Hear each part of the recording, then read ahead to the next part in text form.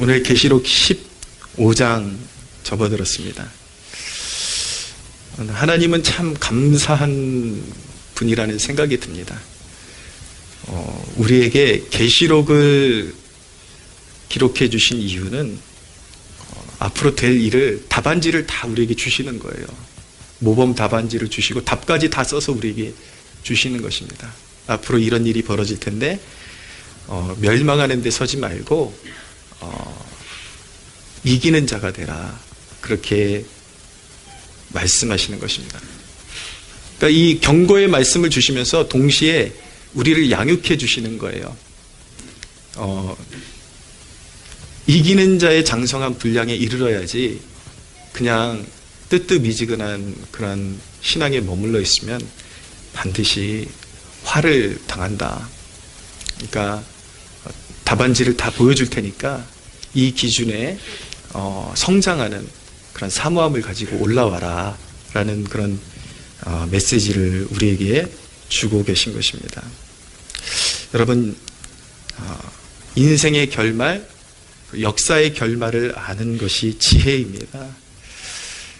계시록이 계속 끊임없이 말씀하는 것은 무엇이냐면 이 세상 물질 세계, 이 세상에 눈에 보이는 화려한 세상, 인간의 가치관, 이런 것들은 끝내 하나님께서 심판하셔서 멸망할 것이라는 것을 말씀하고 계십니다.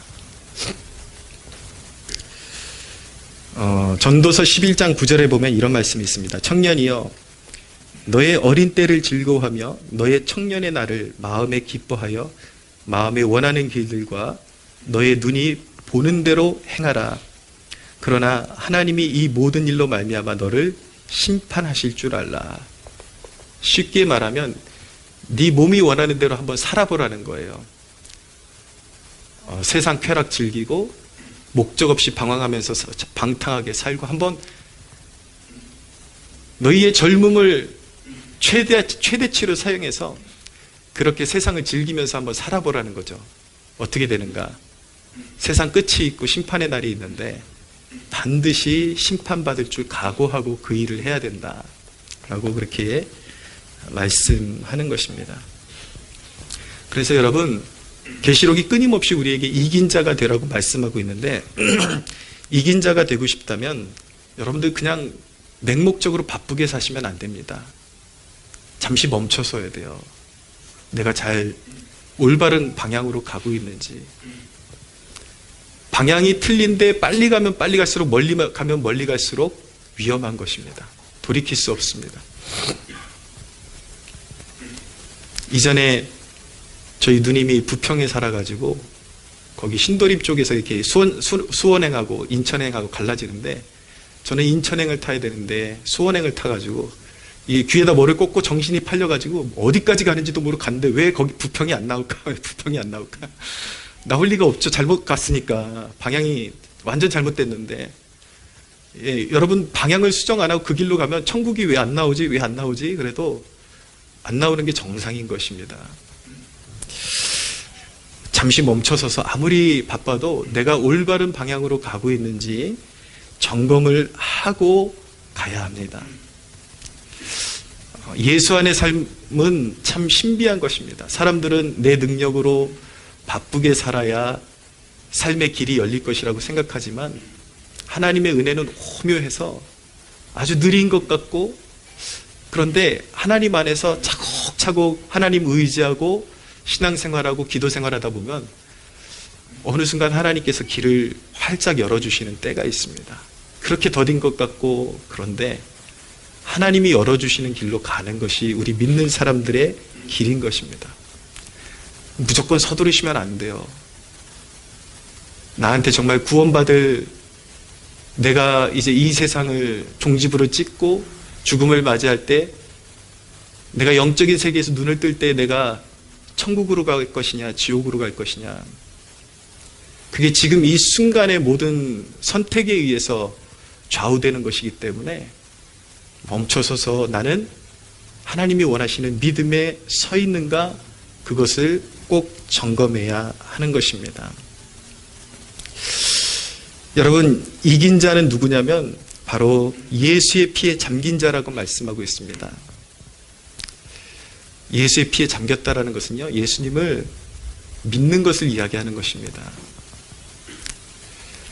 과거 로마 시대에는 기독교인들이 쓰는 이 용어를 가지고 잘못 이해해가지고 기독교인들이 모이면 성찬식하고 빵을 떼고 그런데 이것은 나의 몸이다 그러니까 기독교인들은 사람 잡아먹는 집단이라고 그래서 박해도 받고 그랬거든요. 그게 아니라 예수의 피에 잠긴다라는 것은 예수님과 내가 온전히 그 하나 되는 그 연합으로 들어가는 상태, 내 믿음으로 나의 삶을 그분께 드리는 상태를 말하는 것입니다. 예수의 피에 잠긴 자, 그리고 흰 옷을 입어 깨끗게 한 자, 그러니까 예수님이 말씀하시면 그대로 순종하는 자, 이런 자들이 이긴 자가 된다라고 말씀하고 있는 것입니다. 여러분, 우리 인생의 대부분의 고통은요, 영적인 불결함에서 오는 것입니다. 결혼도 불결하게 하고, 그리고 돈도 불결하게 쓰고, 건강도 불결하게 사용하니까 내 입맛에 맞는 대로 먹으면 반드시 건강에 해치게 돼 있죠. 그것처럼 영적으로 우리가 하나님의 법을 깨닫지 못하고, 뜻을 깨닫지 못하고 내가 원하는 대로 살게 되면은 그렇게 우리 인생 가운데 늘 고통이, 불필요한 고통이 계속 찾아오게 되어 있는 것입니다. 그래서 여러분들의 삶의 진정한 회복을 원하신다면 믿는 자로서 여러분들이 불결하게 사용해오던 그 모든 것들을 회개해야 합니다. 그리고 인생의 방향을 바로잡아야 합니다. 관계도 바로잡고 돈 문제도 바로잡고 그 모든 것들을 바로잡을 때에 여러분들의 삶 가운데 진정한 하나님의 다스리심이 임하게 되는 것이죠. 이긴 자에게는 몇 가지 축복이 있습니다. 첫째는 심판 위에 서게 될 것입니다. 세상에 이제 온 세상 가운데 하나님의 무서운 심판이 진행될 텐데 이긴 자는 그 심판의 한복판에 있게 되는 것이 아니라 심판 위에 서게 될 것입니다. 오늘 말씀을 잠깐 보겠습니다. 15장 2절 같이 한번 읽어볼까요? 시작. 또 내가 보니 불이 섞인 유리바다 같은 것이 있고 짐승과 그의 우상과 그의 이름의 수를 이기고 벗어난 자들이 유리바다가에 서서 하나님의 검은 고를 가지고 거기까지 불이 섞인 유리바다 같은 것이 있는데 짐승과 그의 우상과 그의 이름의 수를 이기고 벗어난 자들이, 이긴 자들이 그 유리바다 위에 서 있다라고, 주위에 서 있다라고 말씀하고 있어요. 유리바다는 계시록 4장 6절에 의하면 하나님의 보좌의 발판과 같은 곳입니다. 그만큼 청아하고 아름다운 곳이죠. 근데 거기에 오늘 말씀에는 한 가지가 거기에 첨가가 되어 있는데 불이 섞여 있습니다. 불이 섞여 있다라는 것은요, 심판 모드를 말하는 것입니다. 이제 심판이 무르익었다라는 것을 보여주고 있는 것입니다. 성경에서 바다는 하나님의 백성에게는 구원의 상징인 것입니다. 출애굽할 때 하나님의 백성들이 홍해가 갈라지고 마른 땅을 밟고 그 바다를 건넜는데 그것은 영적인 세례를 상징하는 것이기도 하고 하나님의 백성들에게는 구원을 상징하는 것입니다. 그런데 똑같은 바다인데 하나님의 백성들에 대한 핍박자와 하나님에 대한 대적자들, 세상의 짐승과 마귀들에게 굴복하고 충성하면서 살아왔던 자들에게는 그 바다가 심판이 되는 것입니다. 그래서 하나님의 백성들이 바다를 건너오고 난 다음에 애굽의 백성들이 쫓아오다가 그 바다에 수장되게 되죠. 물이 그들을 삼켜버립니다. 그것은 바다가 하나님의 백성들에게는 구원의 징표요, 그리고 하나님의 대적들에게는 심판의 징표라는 것을 의미하고 있는 것입니다.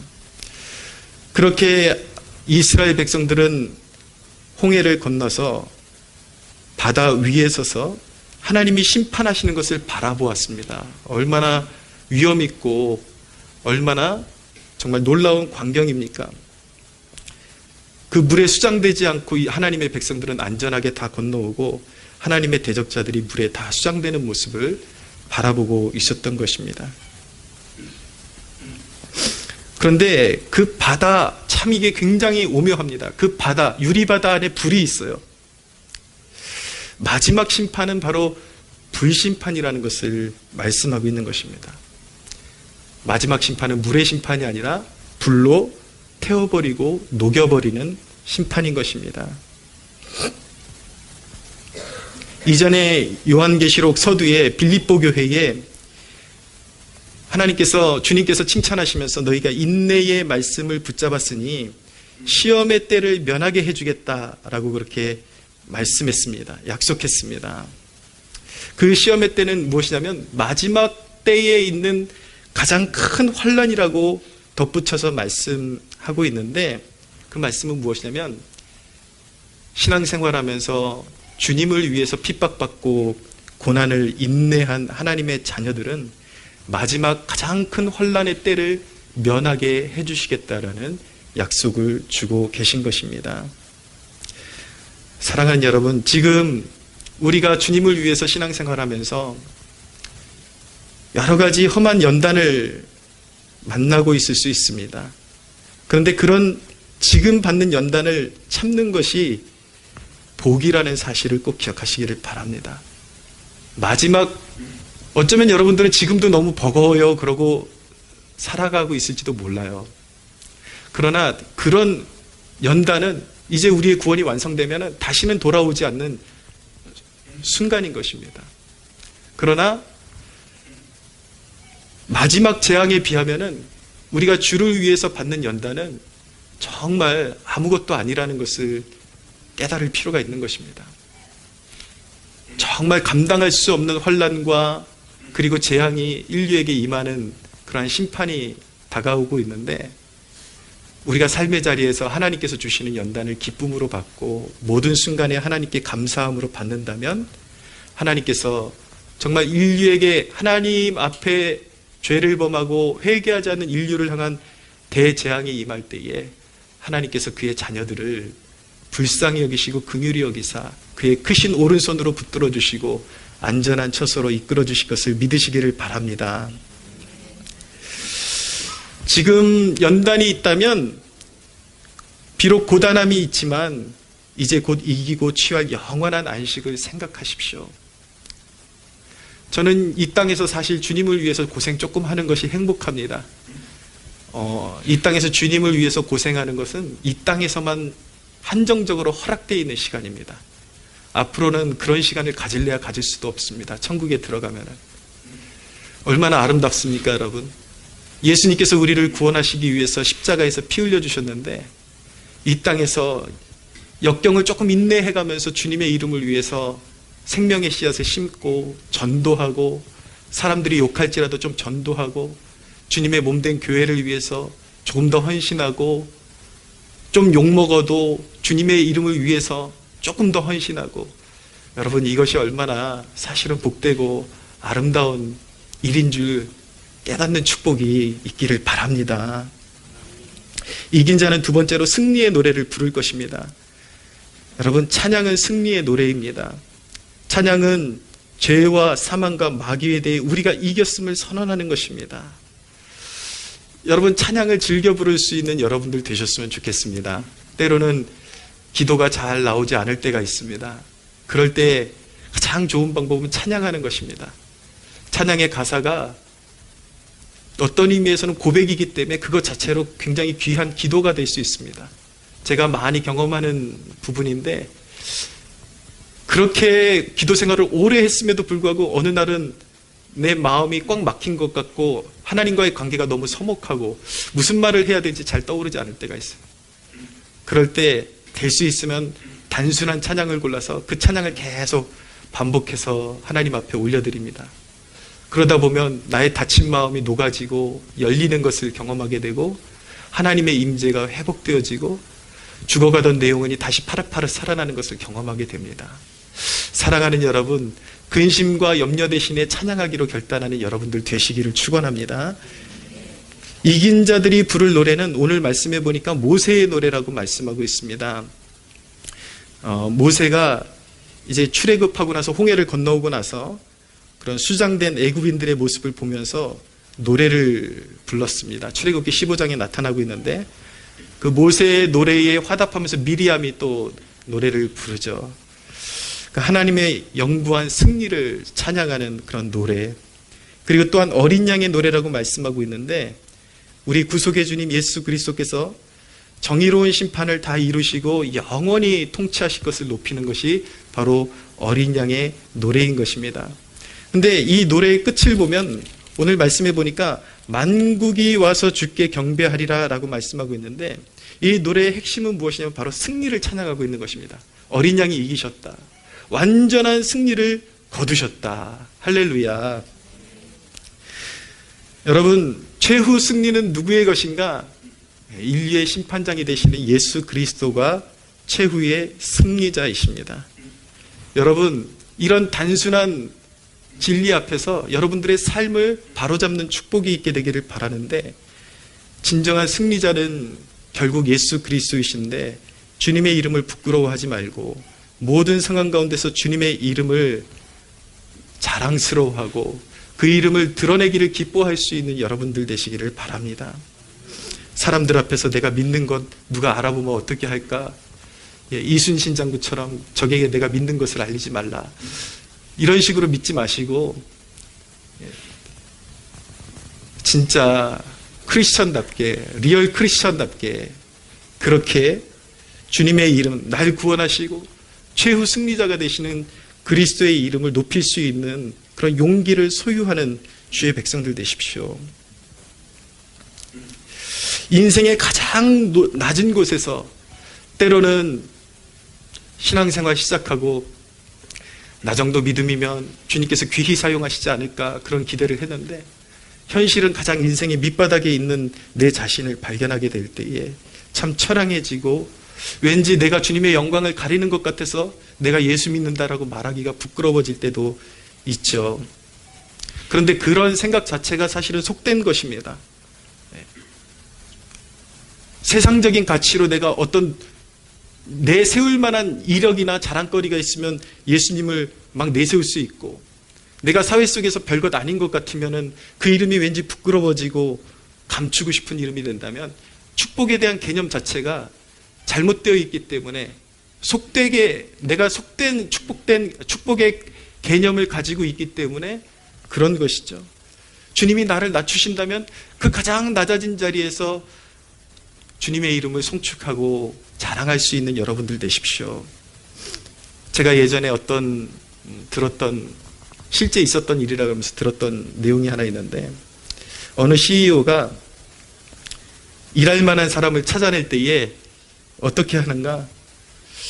평소 잘하던 사람들을 정말 믿을 만한 사람인가를 알아보기 위해서 그가 행했던 일이 무엇이냐면 좌천을 보내는 것이었다고 합니다. 가장 사람들이 가기 싫어하는 부서에 보내고, 그러면은 처음에는 굉장히 충성스럽게 행동했던 사람들 가운데 대다수는 등을 돌려버리고 그렇게 이제 뛰쳐나가버리고 그런 태도를 보였는데, 그 중에 쓸만한 사람들은 이 CEO가 어디를 보내든지 내게 맡겨진 일이고 내게 주어진 일이니까 내가 감당해야지, 어디서든 부서가 어디든지 직급이 무엇이든지 그 태도에 전혀 변함이 없는 그런 사람이 있더라는 거예요. 그렇게 수년을 테스트해보고 그 사람을, 좌천 갔던 사람 다시 끌어올리라고 그렇게 해가지고 또 귀한 직책 맡겨주고 그랬다라는 이야기를 들은 적이 있습니다. 때로는 하나님도 우리에게 그렇게 하십니다. 여러분, 무엇이든지 거저 얻을 생각을 하지 마십시오. 무엇이든지 작은 일에 충성된 자를 하나님께서는 귀히 사용하신다라고 약속하고 계십니다. 아주 작은 일에도 죽게 하듯이, 사람에게 하듯 하는 것이 아니라 죽게 하듯 할 수 있는 사람은 복이 있습니다. 할렐루야. 하나님이 반드시 인정하시고 귀히 사용하실 것입니다. 여러분, 주님께서 주신 고난을 받고 있다라면 감사하십시오. 주님과 함께 주님께서 우리에게 허락하신 고난을 받으면 주님의 영광에도 함께 참여하게 될 것입니다. 항상 최후 승리를 거두시는 그분을 의식하고 그분을 기쁘시게 하는데 인생의 모든 최선을 다할 수 있는 여러분들 되십시오. 세 번째로, 이긴 자는 심판의 완전함을 보게 될 것입니다. 5절을 보십시오.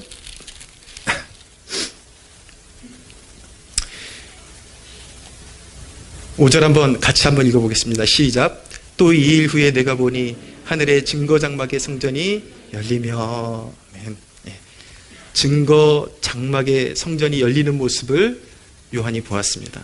이거 굉장히 좋은 단어인데 신천지가 갖다 써가지고 이거 굉장히 어휘가 안 좋은 그런 어휘가 돼버렸어요.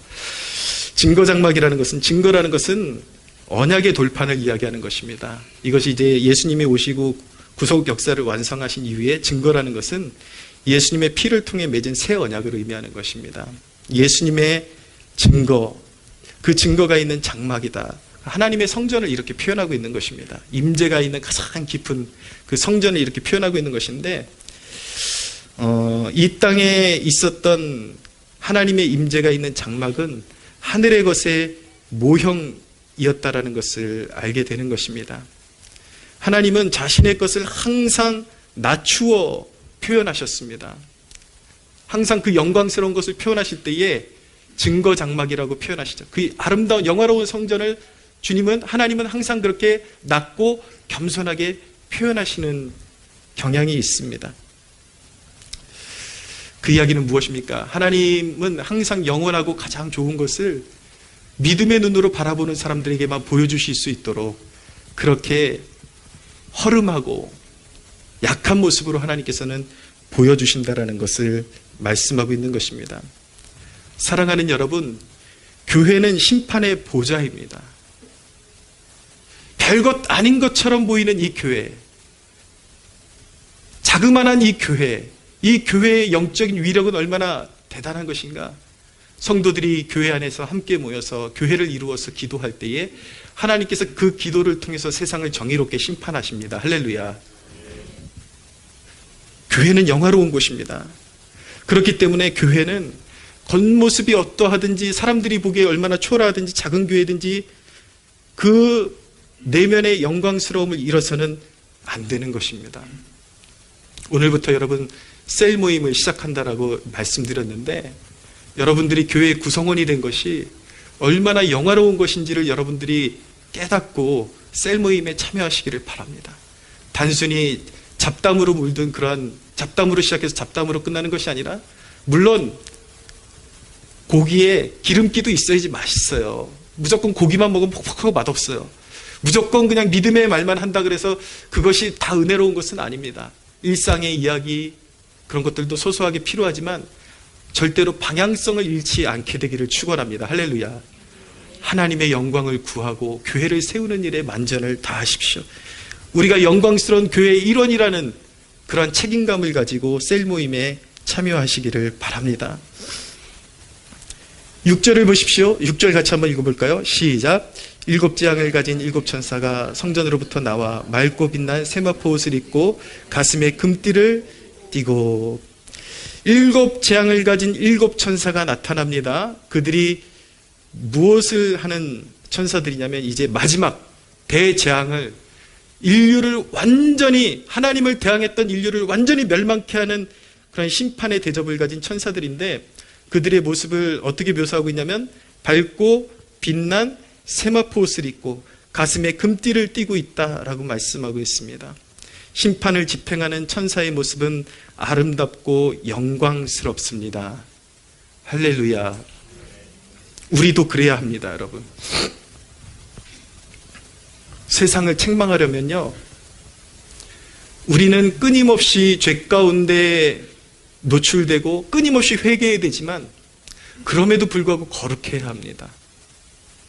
세상을 책망하려면 세상과 구별됨이 있어야 하는 것입니다. 할렐루야. 우리는 이 사회 가운데 동성애가 창궐하고 그것이 합리화되고 상식화되고 합법화되고 이런 것들을 우리는 용인할 수가 없습니다. 그래서 저도 기회가 있으면 이제 국회 앞에서 좀 시위에 참여하고 그럴 마음을 가지고 기도하고 있는데,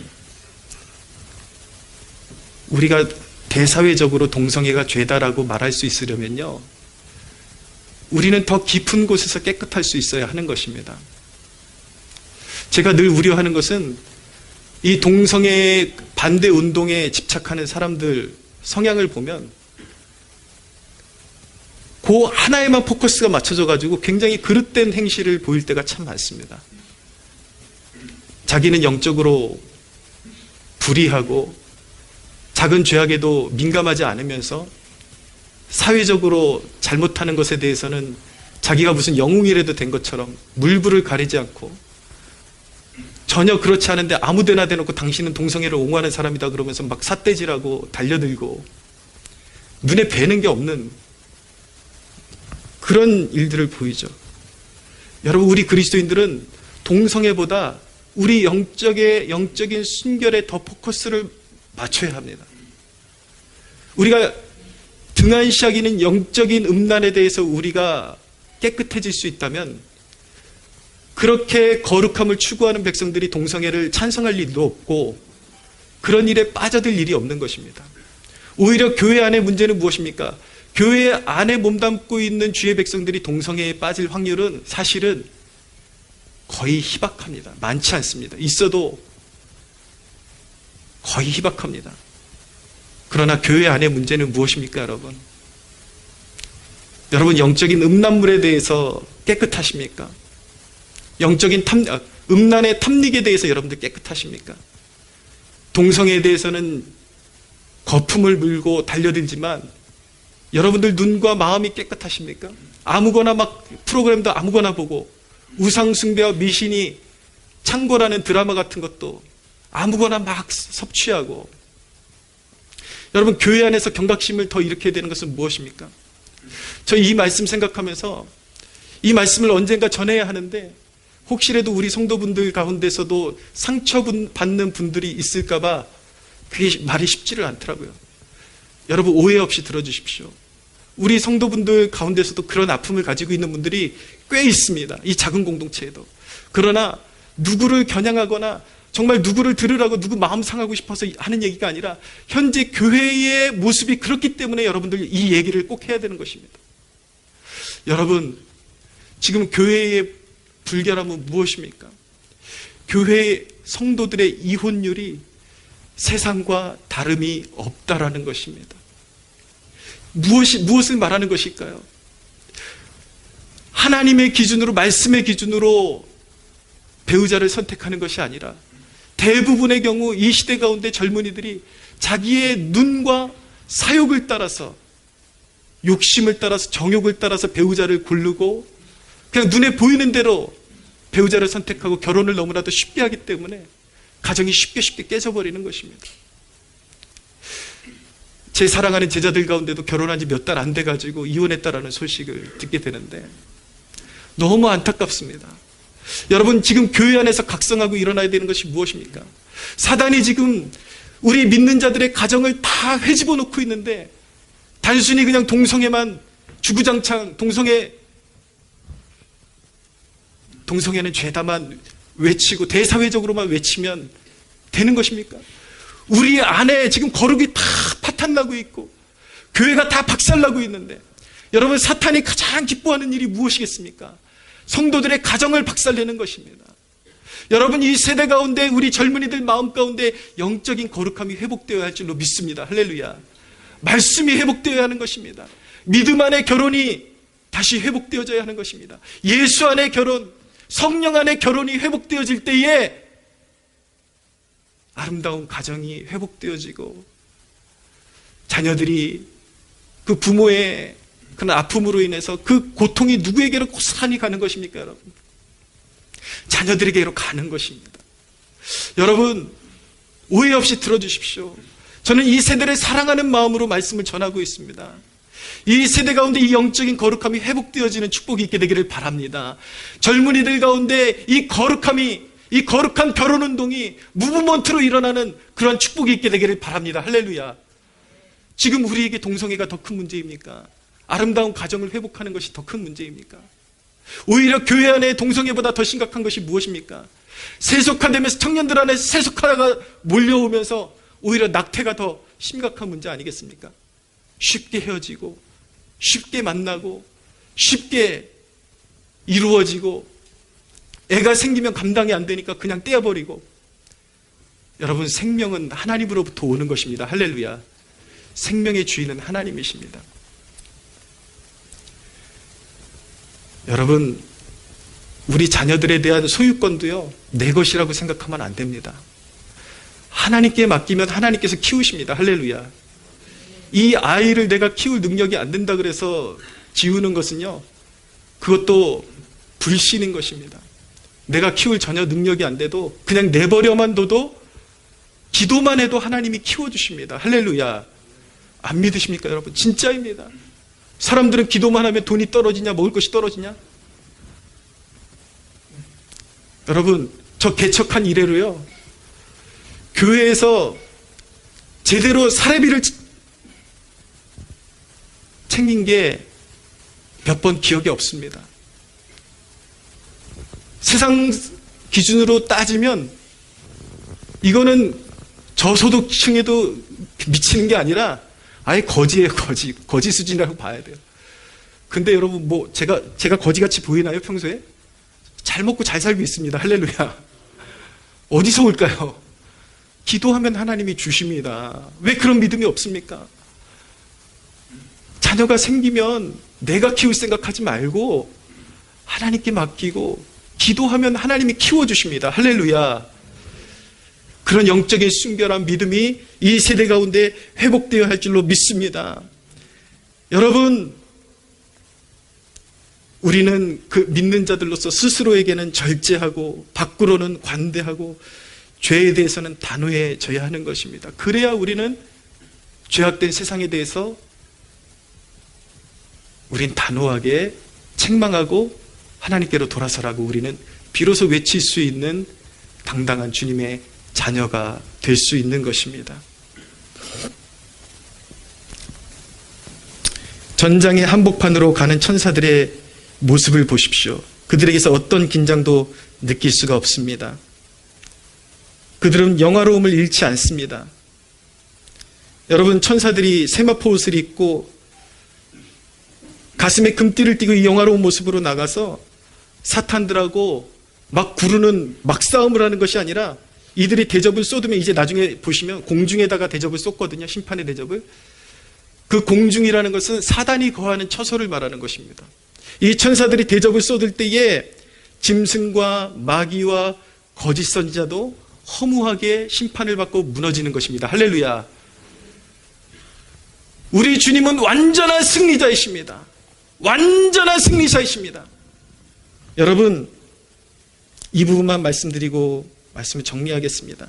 더 나눠주고 싶은 말씀이 있는데 오늘 또 처음 온 지체가 설교가 너무 길면 교회가 이런 곳이야 그러고 뒤로 쓰러질까 봐 제가 자중하겠습니다. 이 부분만 잘 들어주십시오.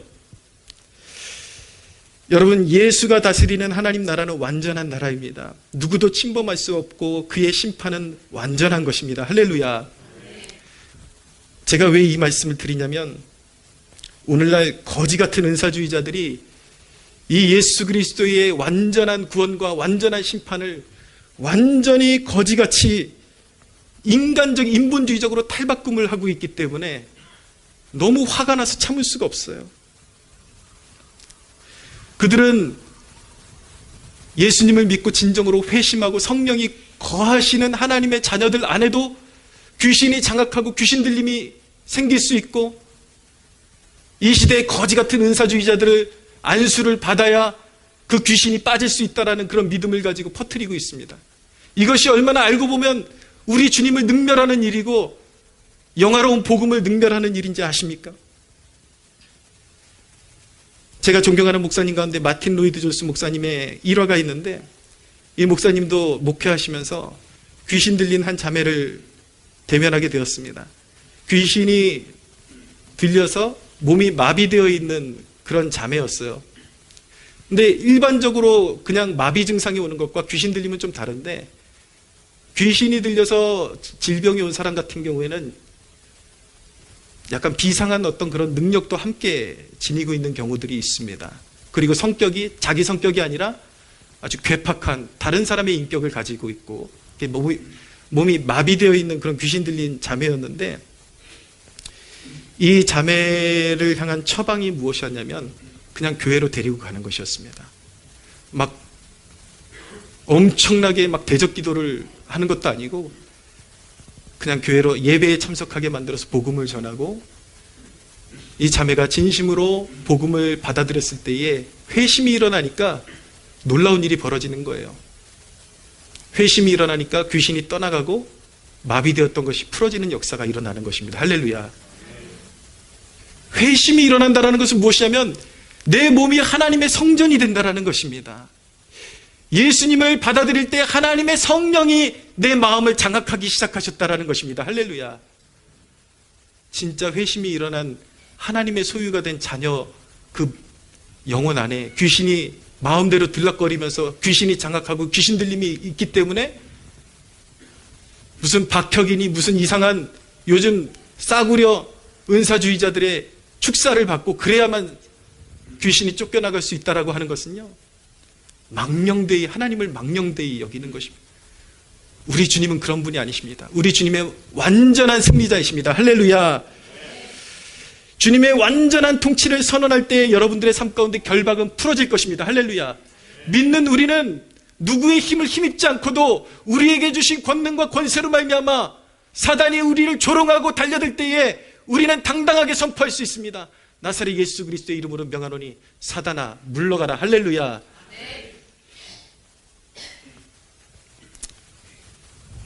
약속한 대로 더 있는데 정리하겠습니다. 할렐루야. 들은 만큼이라도 실천하면 큰 은혜가 있을 줄로 믿습니다. 우리 하나님께 영광의 박수 올려드리겠습니다.